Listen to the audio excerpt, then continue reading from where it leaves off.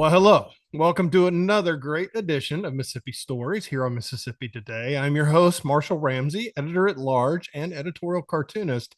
And our guest today is somebody who's I've just had the pleasure of knowing for a while. We've worked together at the Clarion Ledger, but she now has moved on to a wonderful gig as the owner and publisher of Mississippi Christian Living. And that's hard to believe. That was 2018. We were just kids back then, but now you and like I said, Katie Eubanks is with us. And Katie, you went to Ole Miss. You fell in love with magazines there.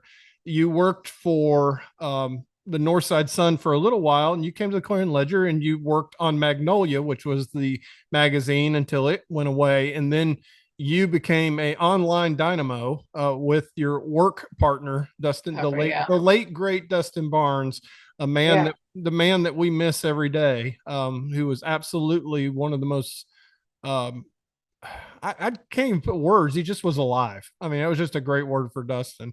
But like I said, you moved on, and so today we got a lot of good stuff to talk about. And that was a terrible intro on my part. But what are you talking about?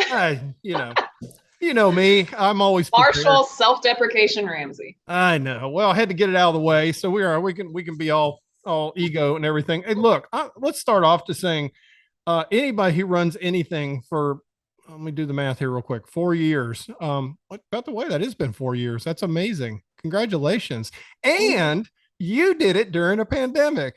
And, yeah. And you did it when the economy fell off a cliff. Yeah. And you did it when you couldn't do live events. But you're back. Yeah, for a couple of years. Yeah, but you're back, and we are going to talk about a really special live event that you've got coming up. That is something that I think a lot of people will benefit from as well. But Katie, welcome. It's good to talk to you. Thank you so much. I'm excited to be here in your virtual living room. I know, isn't it great? That's actually my kitchen. But it's funny. I left the office. And because I like doing the Zooms here because it's quiet. Nobody's in the house except for Pip, the dog. And I came in and Pip looked at me and she was asleep on the couch. Like, why are you home? Who disturbs my slumber? Exactly. I mean, I was literally with her for 2 years between the pandemic and back surgery. And I mean, I would get texts from her like, where are you? She was all worried about me. And now it's like I come in and she's looking at me like, excuse me, this is my time. And you're messing with it. But it is nice to come to the house. Your house is quite lovely. I like the flowers. Oh, thank you. You will definitely score high on the background rater. Oh, good. Yeah. So on that. No, but anyway, congrats. Like I said, things seem to be going pretty well. I've read just every edition I pick up, I find something new or interesting in it. And I know that's not easy to do and so forth. Yeah, it's been a lot of fun. It's been a lot of work. It's honestly the biggest challenge career-wise, definitely that I've ever had. And I just have to. It's hard. I mean, and I find myself trying to, as a Christian magazine owner. I mean, I shouldn't put that in quotes, but as a Christian magazine owner, is there a dark side to Katie that we need to hear? Well, there's definitely an insecure side, and there's a side that feels like I am inadequate to do this. I can't do it. I can't do all the things. But the ironic part and the cool part is like God's like, yeah, I know, because it's not about you, and He has to remind me of that. And that, okay, well, it's about God anyway, and He's in control. Then what do I have to worry about? So I have to remind myself of that and enjoy the fun stuff and try to enjoy the not fun stuff. And, He's helped me get better and just constantly provided. And I'm very grateful to have made it 4 years. And hopefully I haven't aged as much as a president in their first 4-year term, but we'll see. Well, I mean, and also too, and I think you're forgetting a very vital, important part. When you ask yourself, can I do this? You can also say, well, I have been doing this for 4 years. Yeah. Exactly. I think, I mean, I could get it if you were 6 months into this and the doubt would do it. But at this point, but that said, I mean, like every entrepreneur, you're constantly having to evolve and change, right?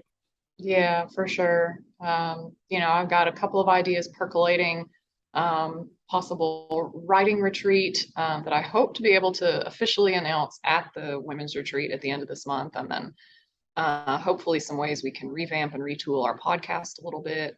Because right now I'm basically taking the audio from our cover story interviews and slapping it out there as a podcast with no editing or anything.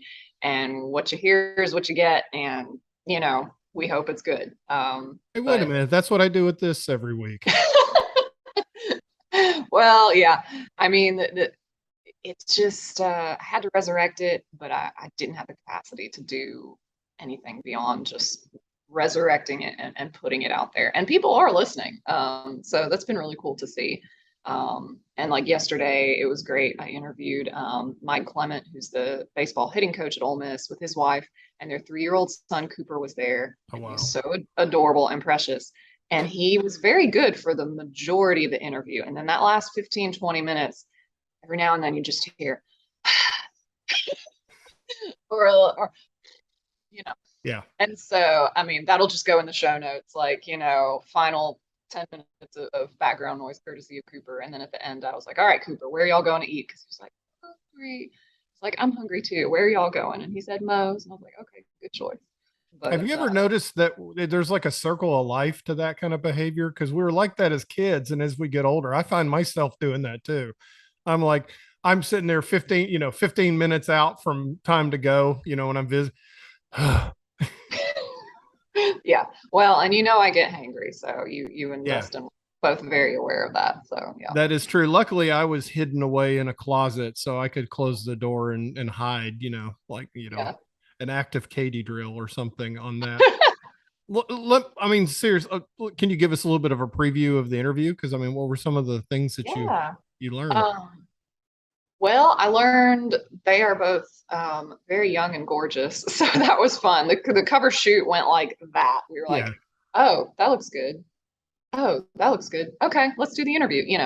But it's been fun for them. It sounds like he told her when they were engaged or dating.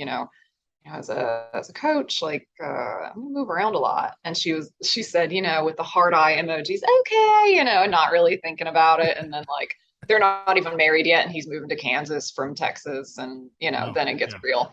So he said he found out how much she loved him after she actually moved to Kansas when they got married. So but it was a really cool interview. They have a lot of energy, and they're pouring into the students on the team, and she's pouring into their girlfriends and young women from campus, and that they love the way that the players and their families love on their son, and they've got a little girl on the way due in November. So it's a really neat thing to see, just sort of that community element that they seem to have brought to the team. So yeah, I think that really paid off for them as a team this year too, because they really did have a real family vibe about it. And I've gotten to interview Mike Bianco before, and of course he's very famous for his faith as well. But I totally get it now after meeting him. Yeah. At the end, well, my photographer came up with this question. He was like, if the players were listening to this, what would you tell them? And oh wow, Coach Clement was like, he basically said, they know how I feel about them. They know I love them. I tell them that every day. And some of them will listen to this and roll their eyes and be like, okay, that's Clem being Clem. And Amanda, she said, as soon as you asked that question, my eyes welled up, because I'm just so thankful for how they treat my son. And, they're down on all fours helping him crawl, or they'll go get him fruit snacks, or, wrestle with him in the front yard. It truly is like a family to them there. So that was really cool to hear about. That's really, that kind of culture is really important. I think about that the very early years at the Clarion Ledger when my boys were little. I would bring them up to the newspaper a lot, and they got to know Mr. Ronnie, who was the editor, and it was just fun for them to be around all Mr. Sid, who they could get into his candy jar and so forth. And then they didn't come up there for a while for reasons that we won't get into. And then my 16-year-old came in and saw the newsroom was gutted, and he said, "Dad, they laid off the furniture too." They might as well have. Yeah, that was sad. But for you to take that kind of leap, though, like I said, you had a good thing going at the Clarion Ledger. You did. You were doing great work, and it was fun. And I loved like when you would come and be on my radio show too. It was just fun to because you just have a really good on-screen presence and a good microphone presence. But what what took you from having a stable, well, it wasn't 9 to 5, but it was a stable job compared to Yeah. what you're doing now, Yeah. to take that leap into entrepreneurship and to, and when also obviously too, print is a lot of people, print's dead, the media business is dying and all that. So there was a lot of things on paper that may not have said for you to do this, but you went anyway. Well, I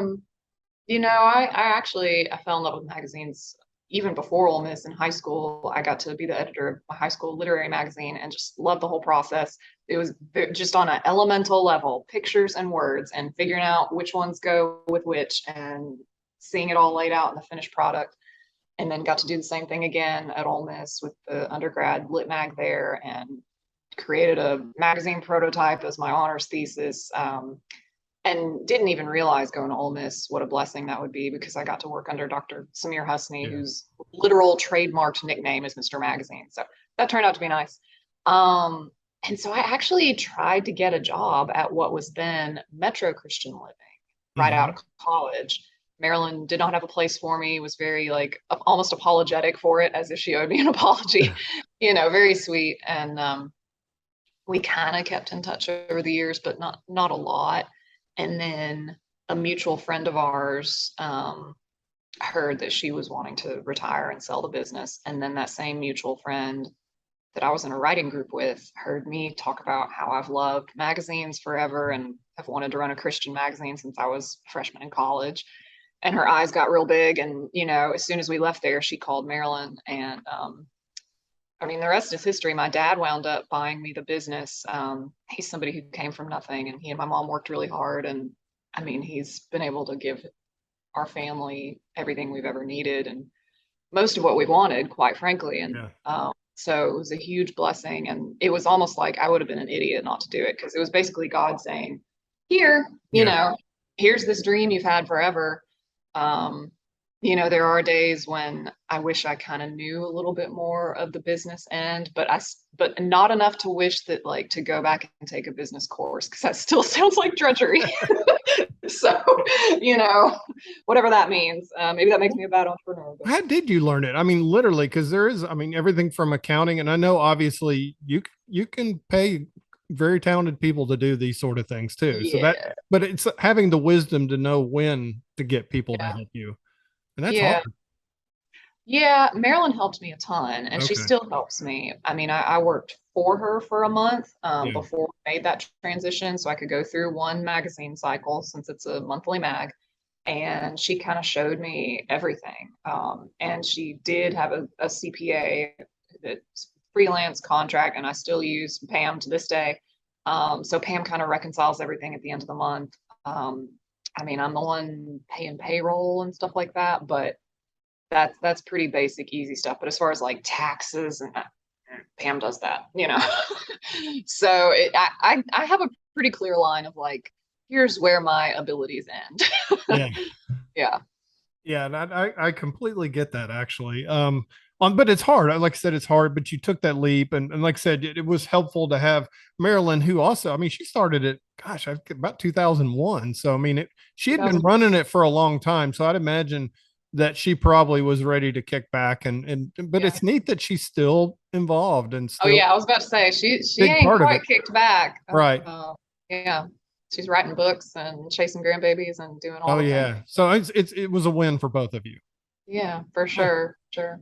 So 2018, the world was good. There were no there were weird viruses, but there was no pandemic with them. Yeah.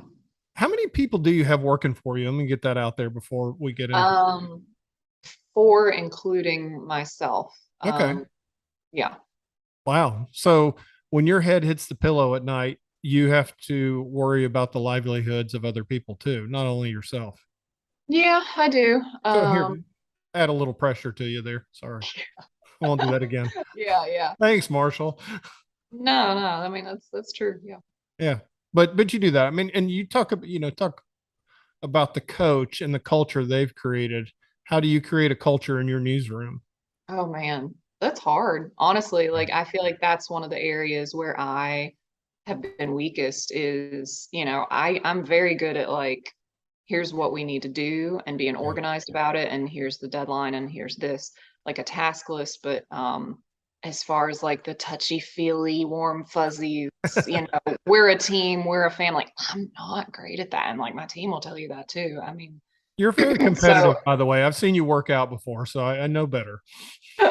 yeah, I mean, yeah, I guess if I were an ad rep on the sales team, the competition is the only thing that would help because sales is something I've had to learn to get good at. But Yeah. yeah, creating the culture is something I'm still having to learn and trying to do better at and do better at just communicating with my team and not Mhm. trying to be a lone wolf out there because I know that I can't. So yeah, I mean I'm still learning that. I don't have an expert answer on that Yeah. really. That's okay. I mean, I think that was a very good answer. And one of the things about Mississippi is if people don't know you, they don't pay attention to you. I mean, I think that's Yeah. very true. And of course, you're obviously I see, like I said, I see it in the racks, I see it around and everything else, but you got to get out. I mean, you've got to get out and you've got to go attend events and be Yeah. part of, what is that like? Because literally you've got X amount of hours of the day Yeah. and you're out there as head cheerleader too for your product and your brand. Yeah. I mean, again, I feel like that's another one of my things I'm having to work on. Like, I was in the Rotary Club of Jackson, which is a great organization. And I'm like, okay, I'm having to question, is this really benefiting me? And then have I pulled back too much? Are there things that would benefit me that I need to go back and do? And is it Rotary? Is it this chamber or that chamber? Is it all of them or some of them? I really don't know. And that's the thing I'm also learning about being a business owner is that nobody knows. Nobody Yeah. knows the answer. Like there's no magic bullet, thing that's a formula to follow. Like you need to join 2.4 chambers and one service organization and speak at one event per quarter.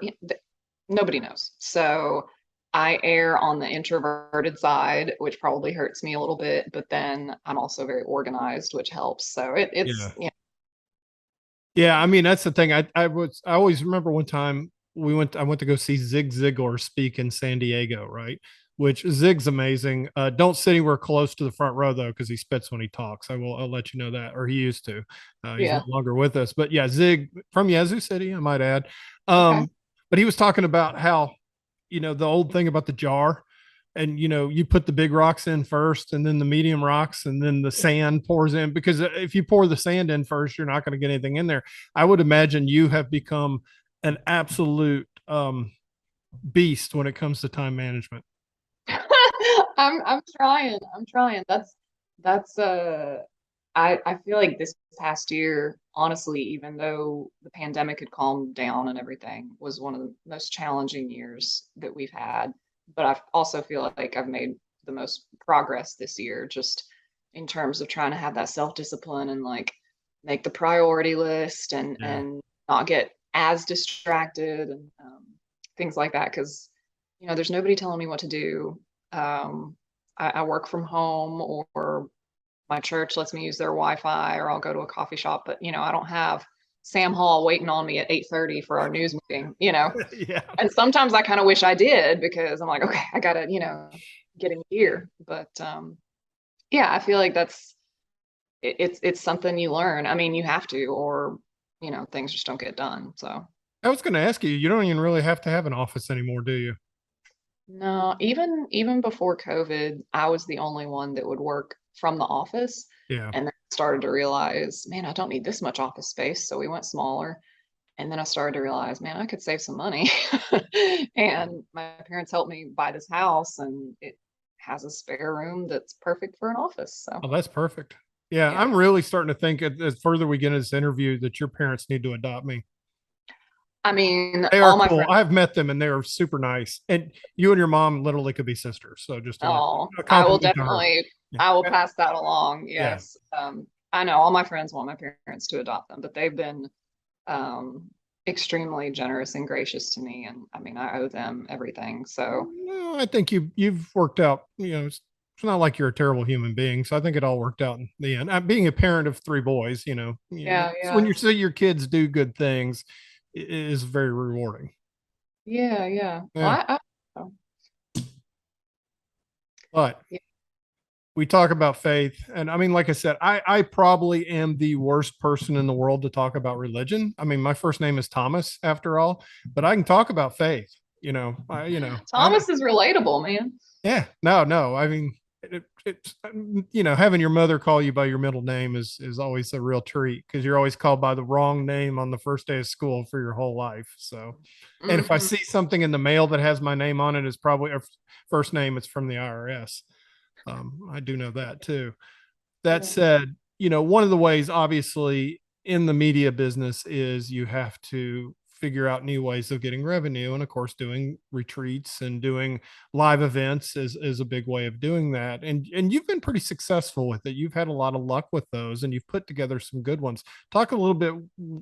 I mean, obviously, you were not trained to be a live event coordinator, but you have learned how. Talk a little bit about that and talk about the one that you have coming up, because I think it is something that folks going through the time that we're going through right now, I think Yeah. this one's going to hit pretty close to home for a lot of people.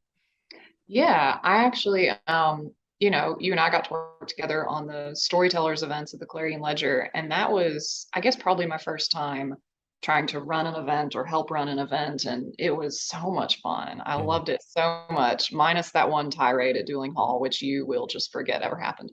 But it was a blast, and I got to the magazine, and we have an annual scholarship event that's been around longer than I have. And I was excited when I got to run that. I was like, man, I want us to do more events. This is so cool. And we did our first one in 2020, in October 2020, and fewer than 50 people showed up. But for a first time event during the pandemic, I was pleased with that. And it grew a little bit last year, and I'm hoping it's going to grow a little bit more this year. But it is a women's retreat. It's just one day, Mhm. and it's at Broadmoor Baptist Church, which happens to be my church, which helps a little bit. But also, when we did this there last year, I wasn't a member yet, but we did it there, and afterwards, I was like, okay, these people know how to run an event. Like it Yeah. was so smooth. So they're a great venue for us. And the theme this year is sharing your God story.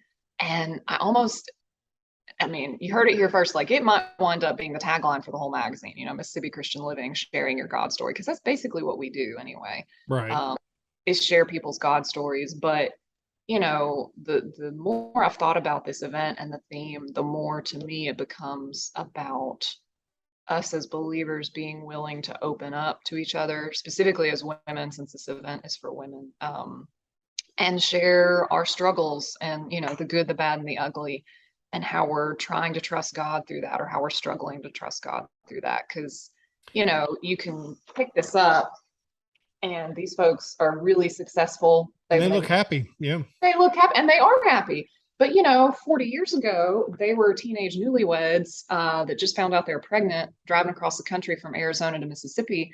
And she started working at the vet school at Mississippi State and was like, "Are they gonna fire me if they find out I'm pregnant?" It's that kind of thing. And they were fighting all the time. And like, so we all go through stuff, and they still probably are going through stuff now. And it's hard for us to open up about that sometimes, Yeah.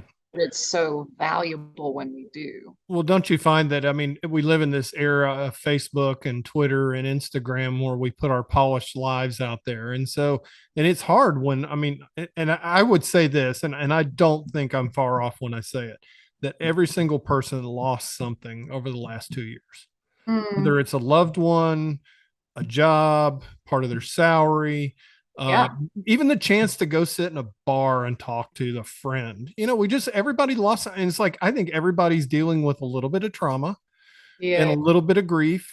And there's been a whole lot of shaking their fist at the sky, wondering why this is happening. And yeah, so when I see you got, Shay Greenwood, who's a fashion influencer and a business leader, navigated her husband's loss to cancer, literally lost her husband to cancer. And oh no, she didn't lose him. They I oh, think you see the word oh, lost. They lost husband's two. job loss. I'm sorry. Job loss. I didn't Yeah. mean to kill him off there. Hey, No, Shay, he's I'm alive and well. sorry. I'm glad he's still alive. We lost his job and then cancer. Okay, losing two Yeah, homes for different reasons. yeah. That's enough to make you bitter. and she is the opposite of that. You meet Shay and it's Yeah. like she's your best friend. She's so positive. But yeah, they lost one home to a tornado. They lost the next one because he lost his job and they had to Yeah. move into and then he had stage 4 metastatic prostate cancer. What? And yes, and he has outlived his diagnosis by like 2 or 3 years, and it's like the cancer is dormant right now. So I mean, That's he's amazing. Yeah. yeah, yeah.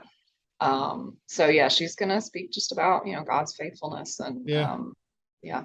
Felicia Marshall suffered probably the biggest loss that any parent could ever suffer, and under a circumstance that, frankly, I think would leave me not wanting to get off the floor.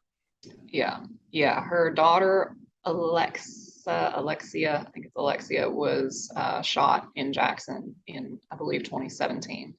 And Felicia went through the whole court process and all that. She had never been in a courtroom before, Oh, and of wow. course she's grieving and traumatized, and she didn't have a lot of help, and so now she has an organization called Grant Me Justice, where she comes alongside parents, mostly mothers, but some fathers too, who've lost children to gun violence, and helps them navigate the court system, Mhm. offers grief counseling if they choose to do that, and offers them an opportunity to share their story on video, which is what most of them opt to do. They really want to talk about their child and what their Yeah. child was like. So Yeah, I can tell you that from the Barbara Bush cartoon, that when it hit, of course the family loved it. That was great, but I heard from over 1,000 people who'd lost their children across the country, yeah. and they didn't just say, "Oh, thank you for the cartoon." They said, "Let me tell you about my child." Mm-hmm. And that's a way to heal grief, is to be able to open up and to talk about it. But also too, and I think about, and every single person on this list, and we're going to go through them because frankly I think their stories, just to give everybody a taste of what they'd be expecting. Yeah. But I Yeah. will say this, that and Keith Warren and I discovered that because we did Run from the Sun for 10 years, the 5K race, and I'd had melanoma. 3 doctors had missed it. I should be dead, right? And Mm-hmm. Keith lost his dad to it. And so Keith was doing something positive because he couldn't make sense of his dad's loss. I was doing something positive because I'd literally had a near miss, my more, just being dead. And so, but if you help other people that are on your journey, that's Yeah. healing. That's very healing. Yeah. Yeah. And that's what this sounds like. This sounds like there's going to be a lot of healing going on. Jessica Warren, I mean, she got, obviously when you get married, forever after, we're going to be happy and everything else. Well, she was young and it fell apart, and she had to start a whole new life. Yeah. And again, like you meet Jessica and she's the sweetest, kindest, most energetic, positive person. But she only recently kind of told me what she would specifically be sharing, because frankly, she's such a good speaker. I knew she'd be good, whatever she Yeah. decided to share. But she's I think 42 and single, and living an awesome life, but sometimes it's hard, and she's like, God, why do you have me here? What is up with this? And um, she's a testimony to that trust, and she also has a really cool job. She teaches to patients at Batson. So the Oh, children's hospital, the kids that stay yeah. there, they have to do school, and she's one of their teachers, which is really cool. So It is very rewarding, to say the least. Melinda Hendricks, once again, she suffered that huge loss too. mm-hmm. Yeah, so we have 3 panelists. Melinda is one of them. And I didn't do this on purpose, but I realized all 3 of our panelists have either suffered a huge loss or are in the midst of a Yeah. very big struggle. And so we're not gonna skip over that, but we're Yeah. also not gonna get bogged down in it. Or this would be just the heaviest discussion ever.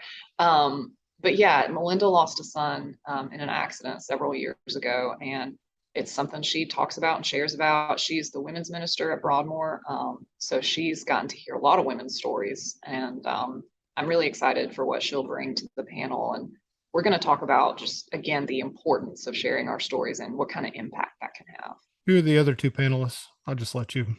Yeah, that's fine. Libo Crosswhite. I'm actually doing a Facebook Live with her today on the MCL page, but she is a former MCL columnist who did our Modern Motherhood column. And if you ever read her column, it was always full of some kind of hilarious story from one of her two little kids. Whether they were like breaking a vase at J. Crew or, just Yeah. something, and her kind of just being honest about her insecurities as a mom. And also, like say earlier this year, her daughter turned the same age that she herself, Libo, was when she lost her dad. And so that's something that was formative in her life, losing her dad at a young age, Mhm. and being a parent in light of that. And so, but she's awesome. And then Emily Gregory is a stay-home mom, lives here in Madison, and her son Bo has a terminal illness. I think he's 12 or 13 now, and this is just something that she wrote a column about it for us. It's made her hope in heaven a lot more real. Yeah. Um, and I don't know how you deal with that. Yeah. How It's do you get out of bed in the morning? I mean, obviously you need to take care of your child, and I understand that. yeah. But I mean, I literally have had cancer, and if my children have the sniffles, it is 10 times worse than me having cancer. Mm-hmm. You know. Yeah, yeah. And the other thing about Emily, and because she has shared that story in multiple forums as well, and one of those is something that's going to sound familiar. It's not the same as what we did at the CL, but it's called Storytellers Live, Yeah. and it's a small gathering, faith-based gathering of women. They meet in people's living rooms and things like that, and they Mm. share stories, and they have a podcast as well. So um, that's another thing I'd like for the folks at this event to hear about, because I think they'd be really interested in that. And I was thinking about that today, and when I was thinking about your event, it builds community, and that's obviously important. And here we are, you and I are talking in the middle of October when it's Breast Cancer Awareness Month, and I think about my mom had it in 1978, Mm, and nobody talked about it back yeah, then. I mean, it yeah. was like taboo to even Mm, mention it. And so, I mean, my poor mom nearly lost her mind because it was just yeah. so horrible. And now today, we have everybody wears pink, and there's all the support and all the love and everything else. And it's just it. But at the end of the day, when you find somebody else that's going through a journey like yours, I mean, Mm, that's where faith comes from, because it allows you to be able to to latch on and say, okay, you made it, then that's a mm, sign I can make it too. And that's huge. yeah. Yeah. I think that's the point of the Bible too. I mean, you go back to your first name, Thomas, like, okay, all right, if Jesus would literally show this man the holes in his hands and the hole in his side and meet him where he's at when he's being so, I don't know what the word is about it, so doubtful, then he'll meet me where I'm at too. Yeah. So I think that's, yeah, you're absolutely right. Just being willing to share with others so that they can make it through the same stuff. But it's not all going to be heavy, I promise. Well, We're no, going to have, no, I'm sure there'll be laughs and so forth, yeah, and like I yeah. said, fellowship, which is good too. Before we get too far down the stream, and like I said, I want to be respectful for your time. How can folks find out more information and get tickets and so forth? Yes, they can go to our Facebook page, facebook.com/MS Christian Living. Mm-hmm. And we have the event posted there with tickets and all of that good stuff. You can also go to our Instagram, it's the link in our bio. So, yeah, it's on Eventbrite. And I can actually give you the exact. It is, if you want the bit.ly link, which is the short, easier version, it's bit.ly/2022 MCL retreat. But Facebook and Instagram is probably easier to remember than that. So, Very yeah. good. So, how does it feel? I mean, there was a point when my oldest child was born, and a few months down the road, I looked at him and I went, "Wow, you're still alive."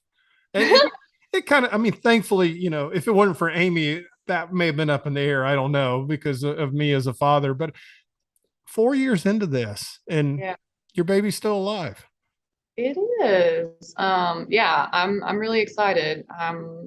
My boyfriend's actually taking me out to dinner Friday night as a celebration for 4 years, which we were dating, a year ago, and we didn't do the 3 year, but I think he just knew this year, like, this has been a challenging year and probably a more fulfilling year because of that. And I've grown a lot. So he's celebrating that with me. So it's exciting. But yeah, it's just God. It's just God's grace, because like Yeah. there's so many irons in the fire and things you have to do and things you're like, I could do this. Do I need to do this? Or do I need to do this other thing first? That's some of that's the hardest part, is figuring out where the priorities are. Uh, but it's a lot of fun. I mean, I get to put together magazines for a living. So like Yeah. I got to pick out this picture, and pick out these pictures that we used on the inside. It's just so much fun. See, I think it's great. A lot of people are cutting back on printing and print and so forth, and a lot of publications here in this area. I mean, we're in Mississippi Today, we're 100%, online and so forth, but you're still putting it together. So, Yeah.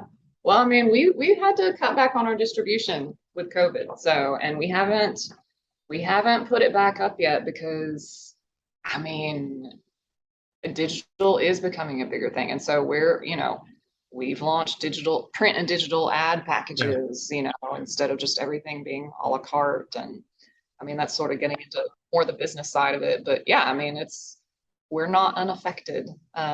We're just pushing on and trusting God to keep providing. So one of the things I think that hurt, I mean, you were in the newspaper business for a while. I was in it for a long while. And I mean, I loved it. I mean, I loved the Daily Miracle, just getting in every day and trying to create something and getting it out on, and I think in a way we all got caught up in that Daily Miracle and we didn't see farther down the road. You, of course, are the boss, and you have to be the visionary CEO at the same time, and being able to say, where are we going to be in 5 years? Where do you sit down and you do that kind of visioning? And if you do, or if you're just going to pull this out of your ear, either way, where do you think you're going to be in 5 years? So it was only late last year that I started doing that level of visioning. Dan Hall, who's a pastor, leadership consultant, awesome guy. He took me and my staff through the SWOT exercise: strengths, weaknesses, opportunities, and threats, for the magazine. And out of that, I made some long range goals, and there are times I'm more on top of those goals, and there are times that I'm not, like right now, next few weeks, it's all about this women's retreat. But 5 years from now, I don't think I planned out that far. And, a lot of that will depend on, am I a mother yet? And how much time do I have to devote to this? What can I delegate? What can I hire out? And what can I not? So, no, I mean, I don't, but I mean, I would like to think that we're still doing the women's retreat, still doing the scholarship program, have 3 or 4 writers retreats per year, because I just think that would be really cool, and have a really good podcast every month. And, hopefully our ad revenue is up, just like every other editor in the metro area hopes that their ad revenue will be up. But yeah, I mean, that's what's on the top of my head when you ask. And that is, I mean, that is something too. I think a lot of people don't realize back in the day, there was that big wall between, like, as the wall between church and state when they talk about between advertising and editorial. But now the new world is, you have to create editorial and you have to make sure that you have plenty of ad revenue and so forth. So it's a whole new world on that respect, and you figuring out new things. So it'll be fun. I can't wait to watch and see where you go with it. Well, thank you so much. It has been fun. So. Now, is there anything that I have forgotten? Because I, did hit my head 3 weeks ago, and I'm very forgetful these days. So, oh my goodness, Marshall. I know I need a helmet. I do too some days. No, I don't think you've forgotten anything. The women's retreat is Saturday, October 29th at Broadmoor, and you can find out all the information about the event on our Facebook page. So, yeah, you did that really well. Thank you. Yes. There you go. Big standing ovation. Like I said, the next time we talk, we will not do your origin story again. I joked earlier, that's like, like Spider-Man did it 3 times, and I think we've done it about 5 or 6, but that's okay. I think it's a great story. And I think, like I said, you are an inspiration to me, because you had the courage to break out on your own and to be able to take over a magazine and to do what you love to do and to dream. And, I sat there for many years watching our brethren in the newspaper business get laid off and see where they went. And you went in a very positive direction. And yeah, it is truly a God thing. It's just been really fun to watch. And so I was going to say, I'm very proud of you, but congratulations at the same time. Thank you, Marshall. I appreciate it. And that's the last nice thing I'll say this week. Yeah. I love being a curmudgeon. Hey, thank you, Katie. I appreciate it. Once again, your website so folks can find you. Yes, mschristianliving.com or facebook.com/mschristianliving. Awesome. Thank you. Good luck. It sounds like a great retreat. Obviously, I'm not admitted, but that's okay. I think That's a lot of healing is going to go on. So Yes. it's great. Talk to you soon. Talk to you soon, Marshall. Bye. Thank you for watching this episode of Mississippi Stories. Make sure to subscribe to the Mississippi Today YouTube channel and click the bell to be notified every time a new video uploads.